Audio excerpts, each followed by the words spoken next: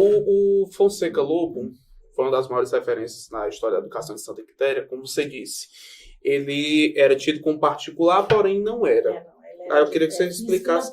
Pronto. Pela própria criação, como ele foi feito. Uhum. Então, se pagava uma quantia pequena para poder fazer essa manutenção. Certo. Tanto é que o valor oral era baixíssimo, né? Então, a gente tinha uma dificuldade muito grande de encontrar professores com um valor muito baixo na época, em comparação às escolas do estado que pagavam bem melhores, né? Ele não pertencia à família de vocês? Não. Era a Campanha Nacional de Escolas da Comunidade. Certo. A CENEG, ela foi criada, idealizada por uns jovens pernambucanos, certo? E quando ela começou, ela chamava, era educandários gratuitos, né? Mas aí tinha aquela taxazinha que você dava, que eu não sei, você não, mas se você conversar com pessoas mais antigas, as escolas públicas também, elas tiveram uma época que você pagava uma taxazinha escolar. Pagava também. Então, o Fonseca, ele tinha essa taxazinha que era para poder ajudar na manutenção. Aí, assim, as pessoas achavam e tinham como particular, o colégio de elite, ou qualquer coisa desse tipo. Acredito porque as turmas eram menores, né? A minha tia tinha aquela preocupação de escolher bons professores, que fossem formados na área, etc., né? Foi uma história de quantos anos da família? Foi desde a fundação? Não, foi desde a fundação? Desde a fundação, foi, porque a Melinha participou da fundação, que na época foi escola normal. Quem trouxe para cá foi o Evaristo Linhares, né? Certo. E ela estava primeiro da equipe lá da escola normal. Aí depois foi que o Evaristo, né, por intermédio, amizade pela Fortaleza, que transformou, né, a escola normal, né, no colégio da CENEC. Então, foram aqui na cidade 47 anos de Fonseca Lobo. Uma vida, uma história. Né? O fim do Fonseca Lobo se deu por quais razões? Eu sempre digo que onde a política vai, ela devasta tudo. Então, quando o chefão maior passou a não ser formado na área da educação, um era político e o outro administrador de empresa, então eles não viam a escola como a escola é para ver, eles viam a escola como uma empresa que desse lucros. E aí isso foi o fim. Não só aqui, mas toda a rede SENEC. Todo o Ceará fechou. Eu acredito que ainda tenha lá pela Brasília, porque tem a faculdade, é muito bonito lá, o prédio, eu acredito que ainda existe o prédio de lá.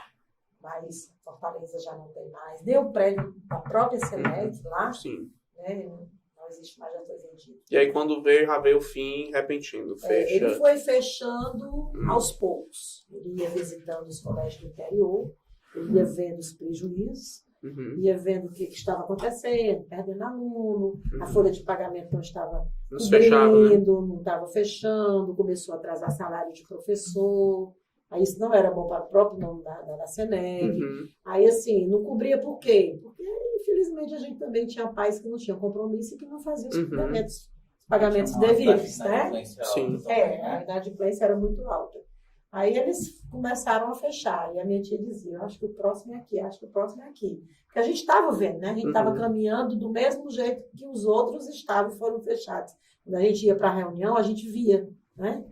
Aí é naquela apreensão, né, Raquel? Aí quando eles vieram, já vieram decididos. A única coisa que me chateou minha tia, foi porque a gente teve uma reunião antes, e eles disseram que iam tentar mais uma vez. Se a gente conseguisse reverter esse quadro. Eu disse, vou te animar, eu disse, bem, a gente vai fazer movimentos, nós vamos levantar, né? Aquilo era uma vida para ela. Aí, assim, ele deu essa injeção de ânimo, disse que não fechava, deixou que a gente fizesse gastos, inclusive até com gráficas, com papel para fazer campanhas de matrícula, papel de matrícula e etc. A gente já estava com matrícula feita, nós procuramos livros, na época, eu acho que era o Haroldo Martins, se eu não me engano, o prefeito, não me lembro bem, acho que E a gente, o almoxarifado tinha muitos livros que não eram mais consumidos, novos, completamente novos. Sim. E nós fomos lá, e a Cleonice Rosa, na época, era a secretária do boa parte dos livros, já para ajudar os alunos que iam para lá a não comprarem, né? Para amenizar o bolso dos pais. Nós fizemos uma campanha muito bacana, estava revertendo realmente, de acordo com a reunião que tinha se proposto. Aí, de repente, quando eles chegaram, no mês seguinte, já. Tchau e benção, fecha. Fecha e acabou. Uma dúvida. Porque é estranho, porque em alguma dessas reuniões eles definiram os indicadores para poder... Critérios, eles né? Mostravam. Eles mostravam. E a gente já sabia, né? Mas, tipo assim, eles disseram, tipo assim, o indicador aqui é o faturamento. Então, vocês vão ter que ter faturamento X para poder continuar se mantendo. Eles sempre mostravam isso. Que era o caro, né? No caso, ele fechou em que ano, o Fonseca Lobo?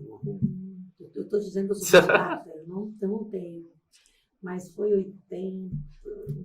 Na década de 80, eu não tenho a data precisa. É tanto que ele fechou total e ficou funcionando só uma sala à noite. Porque era uma turma técnica de contabilidade, já estava no 3º ano. Certo. Aí, esses meninos iam perder. Eles não podiam ir para uma escola de ensino regular. Porque não tinha também. Não tinha uma outra de escola técnica. Sim. Tanto é que a minha filha fazia parte dessa turma e o diploma dela, ele não é expedido pelo Fonseca Lobo. É por uma outra escola da Senec que tinha...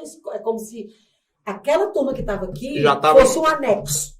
Já estava com suas assim, validado e já segurando em outro, né? Foi expedido por uma outra escola da Senec, que estava aberta, já estava com validade e tudo, porque a Santa Quitéria tinha sido totalmente, mas ela funcionou toda aqui.